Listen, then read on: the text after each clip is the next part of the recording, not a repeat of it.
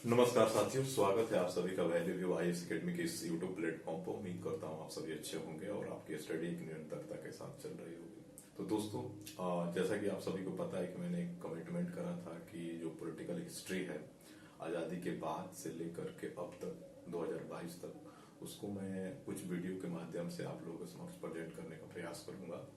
तो उसी सिलसिला को मैंने आज बढ़ाने का प्रयास किया है। थोड़ा सा डिले हुआ मुझे वीडियो लेकर के आने में, तो उसके लिए माफी चाहूंगा। और मेरा प्रयास रहेगा कि आने वाले समय में जो जितने भी मतलब 2, 4, 5, 6 जितने भी वीडियो पॉसिबल हो, और मेरा प्रयास रहेगा कि वीडियो ज़्यादा लॉन्ग ना हो, और एक लगभग 30-40 मिनट का अगर वीडियो रहेगा एक वीडियो, और प्रयास हमारा रहेगा कि उसी में मतलब एक लेक्चर हम लोग स्टडी करने का प्रयास करेंगे। और इसी तरह मतलब जितना पॉसिबल हो उस वीडियो के माध्यम से आप लोगों को समक्ष मैं जो भी पॉलिटिकल हिस्ट्री ऑफ इंडिया है उसको बताने का प्रयास करूँगा। तो जो पॉलिटिकल हिस्ट्री जो है इंडिया का, तो सिर्फ और सिर्फ जो हमारा जो सीरीज है हिस्ट्रिकल जो है बैकग्राउंड है हमारा पॉलिटी का, तो उसको यहाँ पर हम लोग जानने का प्रयास करेंगे। और इस वीडियो में हमारा यही प्रयास रहेगा कि सिर्फ और सिर्फ पॉलिटिकल हिस्ट्री की बात की जाएगी। जो इकोनॉमिक्स कंडीशन क्या थे, सोशल कंडीशन क्या थे, रिफॉर्म क्या चल रहे थे, उस पर हमारा प्रयास नहीं रहेगा कि उसमें हम लोग इन्वॉल्व हों, क्योंकि जो हमारा एजेंडा है उसी में हम लोग रहने का प्रयास करेंगे। ज्यादा का मतलब होगा कि पूरा को मतलब समराइज करना थोड़ा सा मतलब अपनी भी यूट्यूब की अपनी लिमिटेशन है, उसको आप लोग समझ पा रहे हो। तो आइए स्टार्ट करते हैं आज का वीडियो। और यहाँ पर जनरली आपको हेडिंग दिख रहा होगा पॉलिटिकल हिस्ट्री ऑफ इंडिया, ठीक है। तो पॉलिटिकल हिस्ट्री ऑफ इंडिया जो है वो 1947 में, जैसा कि आप सभी को पता है कि हमारा जो देश है वो आज़ाद होता है, और आज़ादी के बाद हम लोग अपना कॉन्स्टिट्यूशन डेवलप करते हैं, और लगभग 2 ईयर 11th मंथ और 18 डेज लगते हैं, यानी 2 वर्ष 11 माह और 18 दिन का एक सफर होता है।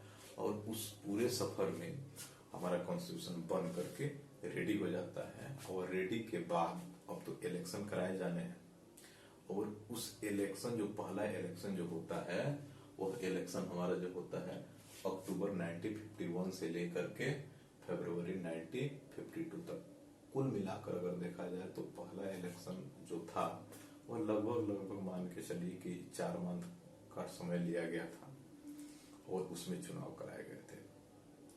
तो यहाँ पर आप लोग को दिख रहा होगा एक स्टैटिक पार्ट है जो जनरली 1 डेज एग्जाम में पूछ लिए जाते हैं आप लोगों को कि फर्स्ट लोकसभा का जो चुनाव हुआ था उसमें कितने पार्टी इन्वॉल्व थी, कितने जनता पार्टिसिपेट की, कितने लोगों ने वोट दिए, जो पार्टी विनर रही उसमें नंबर ऑफ सीट उसको कितने जीते मिली। तो ये सारी चीजें मैंने यहाँ पर लिखा है जो जनरली 1 डेज एग्जाम में पूछे जाते हैं। जो अगर आप खासकर पीसीएस और यूपीएससी जैसे एग्जाम का अगर आप प्रिपरेशन करते हैं और मेंस परस्पेक्टिव से आपको मतलब थोड़ा सा उस सब्जेक्ट की थोड़ा सा डेप्थ में नॉलेज की जरूरत पड़ती है, आप मेंस लिखने होते हैं, तो उसके लिए मैंने यहाँ पर एक कंसेप्चुअल बेस यहाँ पर रखने का प्रयास किया है। उसको मैं यहाँ पर मतलब 2 टर्म में इस चीज को मैं बताने का आप लोगों का प्रयास करूंगा यहाँ पे। तो देखिए जनरली हुआ क्या था, थोड़ा सा मैं प्रयास करता हूँ कि थोड़ा सा इसका बेसिक बता दूं। देखिए किसी भी जो कंट्री होते हैं उसका एक अपना कॉन्स्टिट्यूशन होता है, ठीक है। और उस कॉन्स्टिट्यूशन बॉडी में एक लेजिस्लेटिव पावर होता है, एक एग्जीक्यूटिव पावर होता है, और एक जुडिशियल पावर होता है।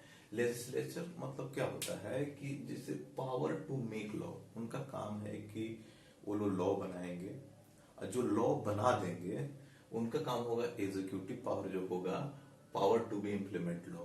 और एग्जीक्यूटिव जो बॉडी जो होती है उसका काम होता है कि जो आपने लॉ बनाया है उस लॉ को मतलब ग्राउंड स्तर पर पहुंचाना, उसको इम्प्लीमेंट करवाना। तो इसमें भी एग्जीक्यूटिव को 2 पावर हो जाते हैं, जिसमें एक पावर होता है मतलब लीडरशिप टाइप जो टेम्पोररी बेस होता है, जो लीडर्स जिसमें पार्टिसिपेट करते हैं, और एक होता है परमानेंट बेस जिसको आप मतलब आप यूपीएस यूपीएससी पीसीएस जैसे एग्जाम के माध्यम से आप इसमें इन्वॉल्व होते हैं। पब्लिक सेक्टर जो होता है और उसमें जिसको नौकर साहब बोलते हैं, उनका काम होता है कि उसको ग्राउंड स्तर पर ले जाएं और उस लॉ का ज्यादा से ज्यादा लोगों को बेनिफिट हो सके और उस लॉ एंड ऑर्डर के अकॉर्डिंग लोग काम करें, जो सबके लिए इन जनरल बेनिफिशियल होता है।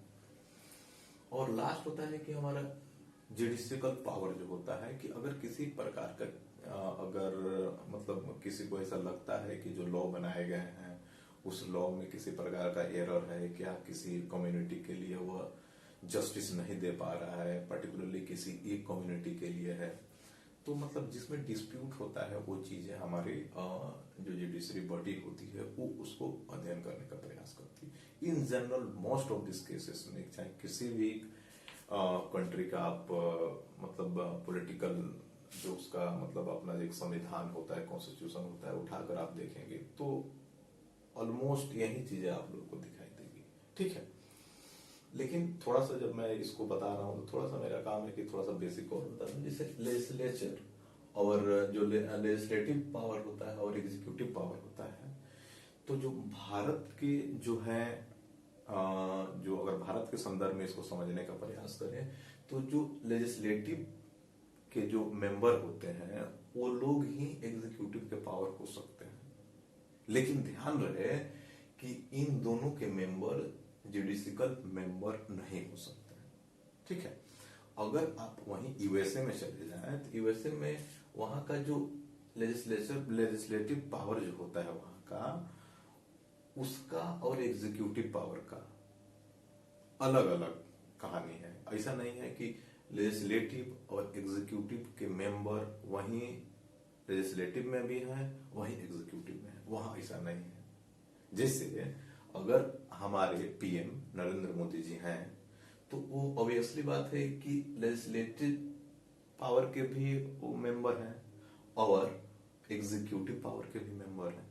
लेकिन वहीं अगर हम बात करें यूएसए में तो यूएसए में ऐसा नहीं है। अगर वहां के जो हेड होंगे, जैसे अभी जो बिडेन है, तो जो बिडेन अगर एग्जीक्यूटिव पावर के वो हेड होंगे तो जो लॉ बनाने में इनका कोई रोल नहीं होगा। ये थोड़ा सा बेसिक था, उम्मीद करता हूं कि आप लोग इस बात को समझ पाए होंगे। तो ये कुछ स्टैटिक पार्ट है, इसको थोड़ा सा अध्ययन करने का प्रयास करते हैं। देखिए, इलेक्शन जो हुआ मतलब 1951 से लेकर के 1952 मतलब अक्टूबर से फरवरी के बीच में चार मंथ का जो टाइम था उसमें फर्स्ट इलेक्शन कराया गया और उस इलेक्शन में लगभग ऐसा माना जाता है कि मतलब 68 फेज में एग्जाम हुए, सॉरी एग्जाम में बोल रहा हूँ, चुनाव हुए 68 फेज में यहाँ पर चुनाव कराए गए। जो आज के समय में सुनते हैं ना कि मतलब इतने फेज में चुनाव हो रहे हैं, इतने फेज में चुनाव हो रहे हैं, उसी फेज को मैंने यहाँ पर लिखने का प्रयास किया है। फर्स्ट जो इलेक्शन था वो 68 फेज में यहाँ पर आइडेंटिफाई किया गया और कराया गया। उसके बाद जो लगभग जो क्लर्क जो वहां पर जो सिलेक्ट किए गए थे, जो मतलब जो चुनाव से संबंधित थे, उनकी संख्या लगभग 16,500 थी। सोचिए मतलब कुछ समय की बात थी। एंड 6 मंथ का इनका पर्टिकुलरली कॉन्ट्रैक्ट था और मतलब 6.5 जो क्लर्क जो सिलेक्ट किए गए थे उनको मतलब 6 मंथ के लिए रखा गया था, लेकिन जो चुनाव प्रक्रिया थी इन जनरल 4 मंथ में ही कंप्लीट हो गई थी। जो अगर बात करें, अगर रिजल्ट निकल करके आया उस समय, तो कांग्रेस को लगभग 64 सीटें मिली और कम्युनिस्ट पार्टी जो थी उसको 16 सीटें और सोशलिस्ट पार्टी जो थी उसको मतलब 10 सीटें मिली थी। और यहाँ पर मुद्दा यह है कि कोई अपोजिशन पार्टी नहीं थी, कांग्रेस के अगेंस्ट में कोई पार्टी नहीं थी उसमें। तो ये कुछ तो हो गया, लेकिन अब थोड़ा सा मैं इसका कुछ बेसिक बताने का प्रयास करूंगा। यहाँ पे देखिए, उस समय अगर टोटल सीट बात करें, टोटल सीट जो था वह टोटल सीट था 489 का। ठीक है, इस 489 में गवर्नमेंट वही बनाएगा जो 50% +1 जिसके पास हो। अगर इसको मैं डिवाइड करूं 489/2 अगर मैं करता हूं तो कुल मिला के मान के चलिए कि 245 अब +1 अगर मानते हैं किसी को 246 सीट अगर मिल जाता है तो ऑब्वियसली वो गवर्नमेंट बनाएगी, कोई भी पार्टी अगर कांग्रेस को।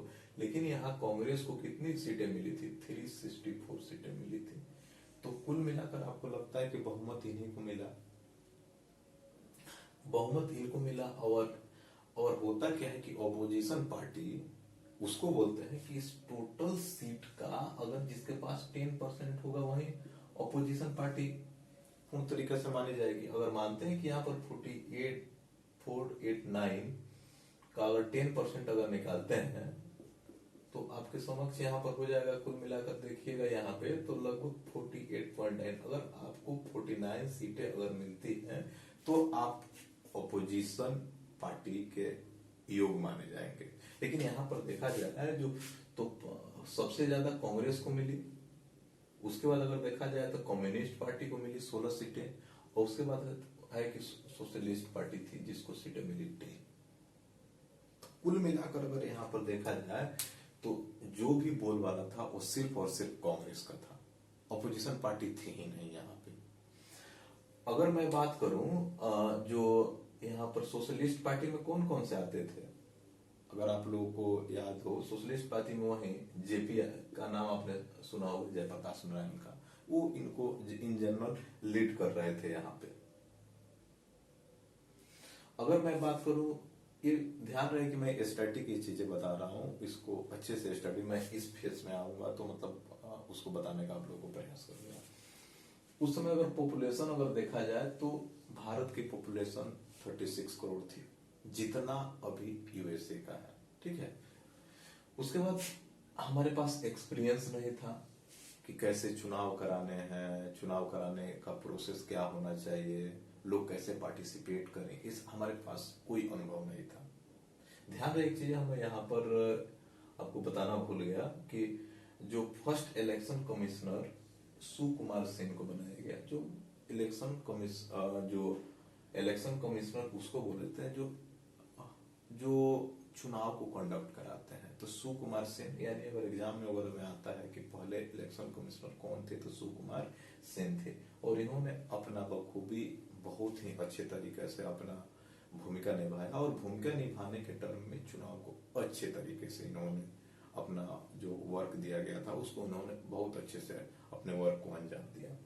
उसके बाद एज लिमिट जो थी वो 21 ईयर थी, मतलब जनरल बना दिया गया था कि जिसका एज 21 ईयर होगा वही चुनाव में अपना वोट दे सकता है।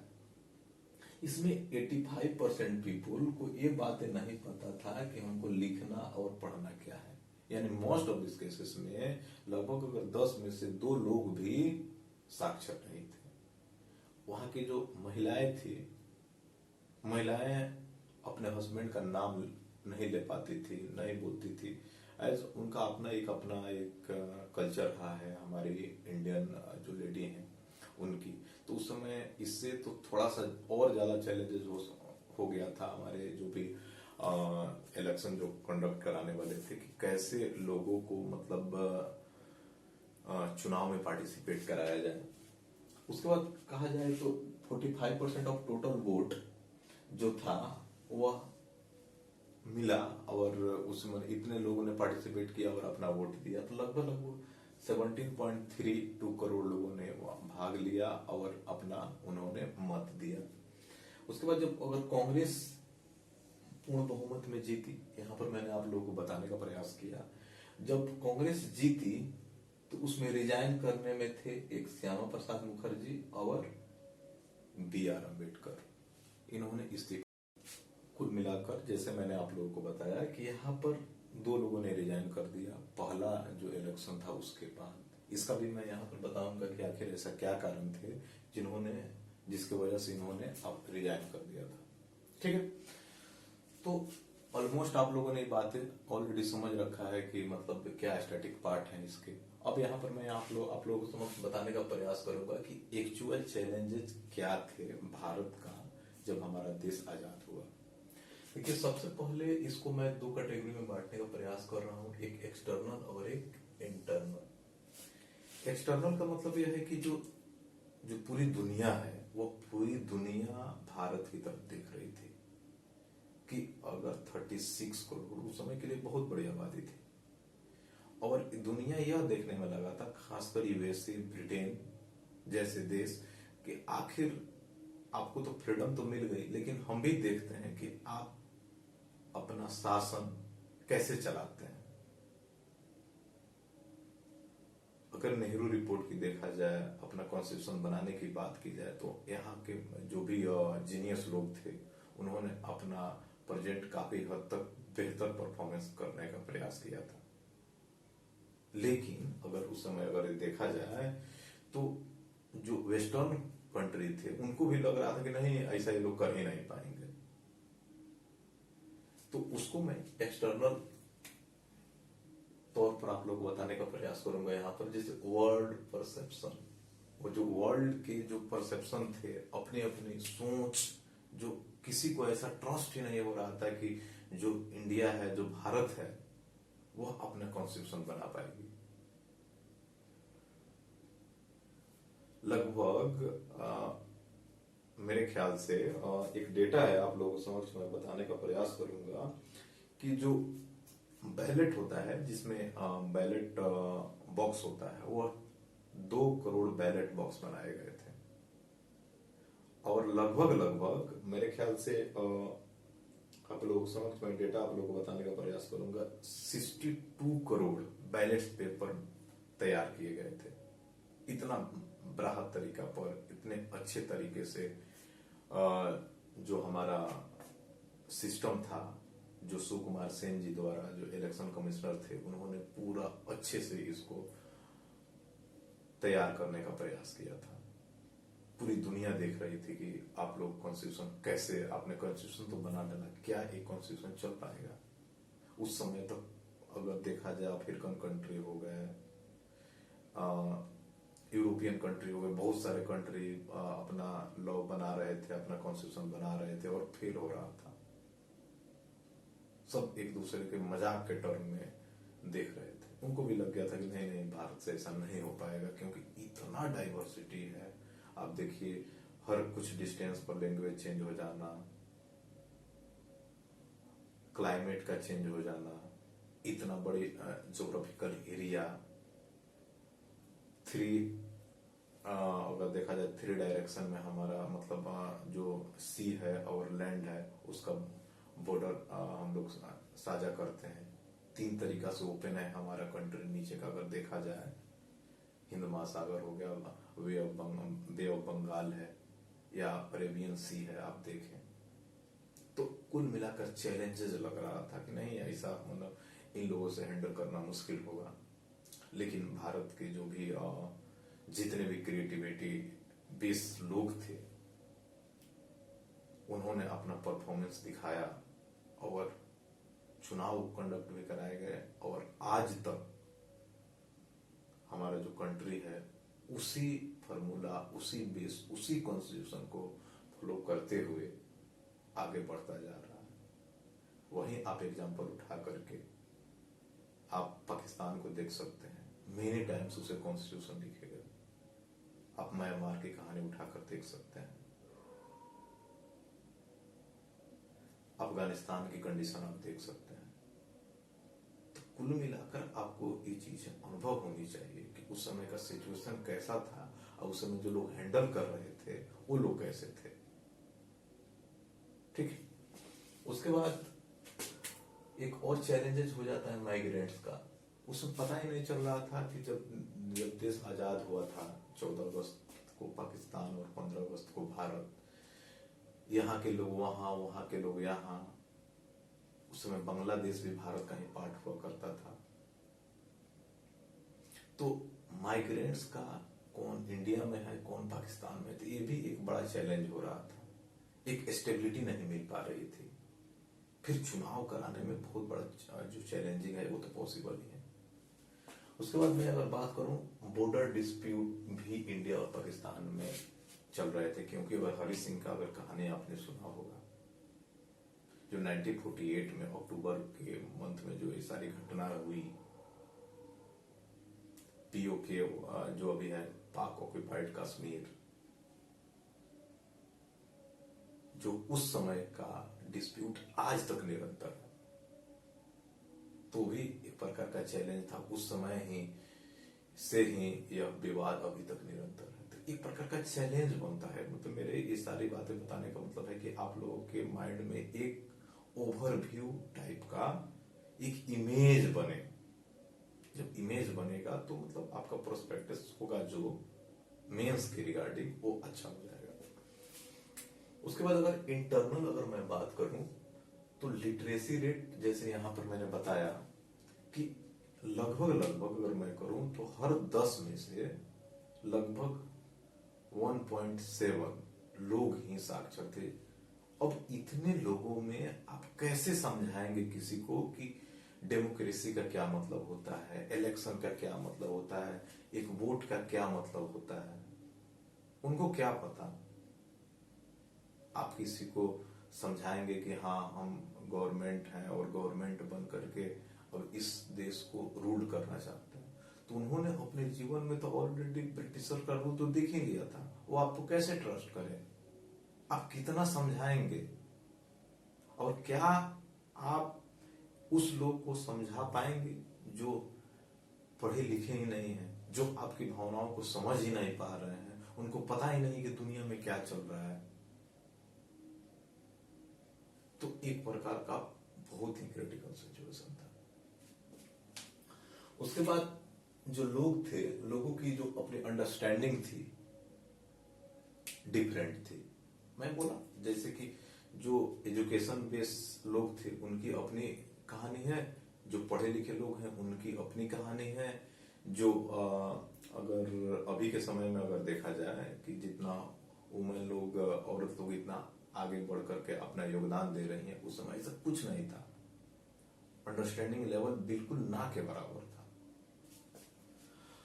अगर मैं बात करूं जैसे lack of coordination in political leader, अब पॉलिटिकल लीडर जो थे उस समय उनके भी मतलब कोऑर्डिनेशन बेहतर नहीं चल रहा था। जैसे आप लोगों को पता होगा कि नेहरू वर्सेस पटेल, इसमें यही विवाद चल रहा था कि अगर इलेक्शन हो रहा है तो किसको प्राइम मिनिस्टर बनाया जाए। B.R. अम्बेडकर है, इनका अपना अलग ही फिनोमेना था।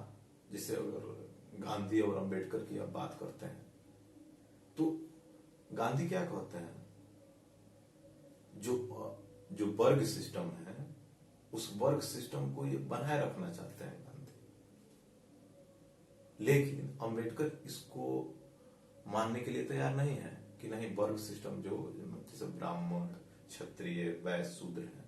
गांधी का मतलब है कि अगर कोई ब्राह्मण है तो ब्राह्मण को पता होता है कि अभी के समय में क्या कंडीशन है, कैसे हम लोगों को मतलब पूजा करना है, कैसे मतलब ईश्वर के प्रति भक्ति करना है, उनको पता है। क्षत्रिय उनको ये चीजें पता है कि हमको लड़ाई कैसे करना है, वैसे उनको ये चीजें पता है कि हमको व्यवसाय कैसे करना है। तो हर आदमी अपना व्यवसाय अगर खुद करता है तो अनएम्प्लॉयमेंट की कंडीशन क्रिएट नहीं होगी, ये गांधी कहते हैं। लेकिन वहीं अगर अम्बेडकर की अगर बात आप सुने तो अम्बेडकर बोलते हैं कि नहीं, जब अगर वर्ण सिस्टम अगर रहेगा, वर्ग सिस्टम अगर रहेगा, तो फिर अगर वहीं मैं अम्बेडकर की बात करूं तो अम्बेडकर इसको मानने के लिए तैयार नहीं है। अम्बेडकर का मानना है कि ऐसा पॉसिबल ही नहीं है। अम्बेडकर का मानना है ऐसा पॉसिबल ही नहीं। उनका मतलब यह है कि अगर वर्ग है तो वह शोषण करना उसका अपना एक धर्म बन जाता है, उसका कर्तव्य बन जाता है।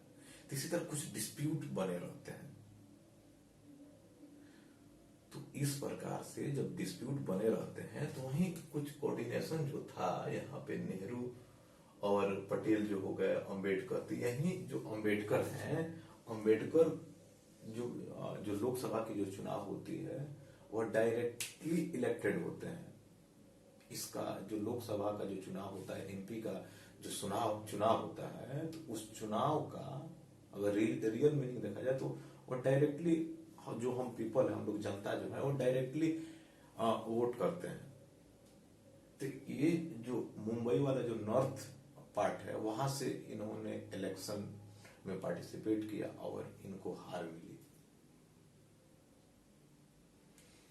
हार मिलने का जो अगर देखा जाए उससे पहले इन्होंने जो शेड्यूल कास्ट फेडरेशन का ये मेंबर बन चुके थे, कांग्रेस से अपना इस्तीफा दे चुके थे। और इसी सिलसिले में अगर देखा जाए 1954 में भी जो इलेक्शन हुए उस इलेक्शन में भी इनको हार का सामना करना पड़ा। और जो अंबेडकर जो थे वो लॉ मिनिस्टर भी रह चुके थे, फर्स्ट लॉ मिनिस्टर के नाम से उनको जाना जाता है। तो उस समय का जो माहौल था, आप कौन से वे में जाना चाह रहे हैं, इसको जनता के माइंडसेट में उतारना काफी कठिन था। एक श्यामा प्रसाद मुखर्जी हुआ करते थे, जो जिनका पार्टी था, अगर जनसंघ, आपने नाम सुना होगा, ये हेड थे जनसंघ के, और इसी जनसंघ आगे चलकर के जनता पार्टी बनी, और जनता पार्टी आगे चल के भारतीय जनता पार्टी बनी। जो आगे वाले फेज में जब हम बात करेंगे उसको हम यहाँ पर बताने का आप लोगों को समझ प्रयास करूंगा, ठीक। और भी अगर मैं करूं तो इलेक्शन का कैसे कराया जाए, ये भी अपने आप में एक चैलेंज था। उसके बाद था ऑर्थोडॉक्स बेस्ड मेंटालिटी, लोगों में जो था रूढ़िवादिता अपने चरम सीमा पर थी। ऑब्वियसली बात है, लिटरेसी अगर कम होगी तो रूढ़िवादिता ऑब्वियसली बात है कि आप लोगों को खुद समझ सकते हैं कि बढ़ेगी। तो इस वीडियो में मैंने ये सारी चीजें आप लोगों के समक्ष बताने का प्रयास किया। एक बार इसको क्विक रिवीजन कर लेते हैं। जैसे पहली जो चुनाव हुई थी 1951 अक्टूबर से लेकर के 1952 फरवरी तक हुई। पहला इलेक्शन जो था हिमाचल प्रदेश में कराया गया था, और इसमें 68 फेज में चुनाव हुए। और यहाँ पर लगभग अगर मैं बात करूं तो लगभग एक डेटा है मेरे पास, आप लोगों को समक्ष में बताने का प्रयास करूंगा।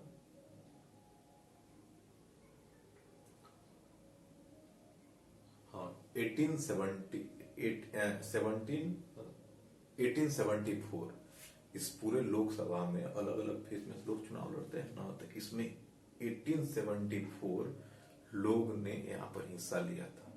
मतलब अलग अलग जगहों पर, मतलब जो उम्मीदवार होते हैं उस टाइप से इन्होंने लड़ा था। लगभग 1874 लोग, एक इम्पोर्टेंट डेटा है। उसके बाद मतलब इसमें जो बैलेट बॉक्स 2 करोड़ बनाए गए थे, और उसका अगर देखा जाए कुल मिलाकर उस बैलेट पेपर्स लगभग 62 करोड़ बनाए गए थे, ठीक है। क्योंकि जो वोट जो होते हैं वो कस हो जाते हैं, आप लोगों को पता होगा। अभी तो मतलब ईवीएम प्रोसेस है, आप लोग देखते होंगे, लेकिन पहले जो था वहां पर चुनाव का प्रोसेस कुछ अलग था। उसके बाद पॉपुलेशन मैंने यहाँ पर बता दिया कितना चुनाव। सबसे ध्यान रखने वाली बात है यहाँ पर जो विनर रही कांग्रेस रही, अपोजिशन कोई पार्टी नहीं था। 364 सीटें यहाँ पर मिली थी किसको, कांग्रेस को। और जो सीपीआई कांग्रेस पार्टी क्या बोलते हैं, कम्युनिस्ट पार्टी को सेकेंड रेट, और थर्ड पार्टी जो थी वो सोशलिस्ट पार्टी थी। और ये मेंस पर्सपेक्टिव से मैंने सारी चीजें आप लोगों को बताने का प्रयास किया। उम्मीद करता हूँ कि आप लोगों को पसंद आएगा। फिर मिलते हैं दोस्तों अगले वीडियो में, जहां पर मैं, ये तो पहला इलेक्शन का फेज था, जिसमें दूसरे इलेक्शन की बात करेंगे, जिसमें कौन से पार्टी को कितना चुनाव में वोट मिला और आगे की उनकी रणनीति क्या थी। Thank you.